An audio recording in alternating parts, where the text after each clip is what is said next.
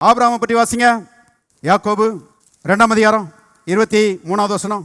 அப்படியே ஆபிரகாம் தேவனை விசுவாசித்தான், அது அவனுக்கு நீதியாக எண்ணப்பட்டது என்கிற வேத வாக்கியம் நிறைவேறிட்டு. எல்லாரும் சேர்ந்து வாசிங்க. அவன் தேவனுடைய சிநேகிதன் எண்ணப்பட்டான். பாருங்க, இங்க ஒரு ஃப்ரெண்டு கர்த்தருக்கு ஆபிரகாம் ஃப்ரெண்டு மாதிரி இருந்தானா. யோசித்து பாருங்க. ஆபிரகாம் கர்த்தர் இருந்து எல்லாத்தையும் கெஞ்சி கெஞ்சி கெஞ்சி கெஞ்சி வருந்தி வருந்தி வருந்தி கேட்டு பெற்றுக்கொண்டானா. யோசித்து பாருங்க. ஆபிரகாம் கர்த்தர் தேடி வர்றாரு.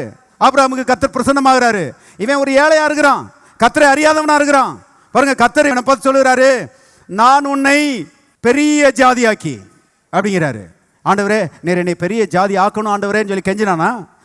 இவன் கேட்கவே இல்லை. அவர் சொல்றாரு, நான் உன்னை பெரிய ஜாதி ஆக்குவேன்றாரு. அப்புறம் ஆண்டவரே, நீர் என்னை ஆசீர்வதிக்கணும் இவன் கேட்டானா? கேட்கல. கர்த்தர் சொல்றாரு, நான் உன்னைய ஆசீர்வதிப்பேன்றாரு. நீர் என்னுடைய பேரை பெருமைப்படுத்தணும் இவன் கேட்டானா?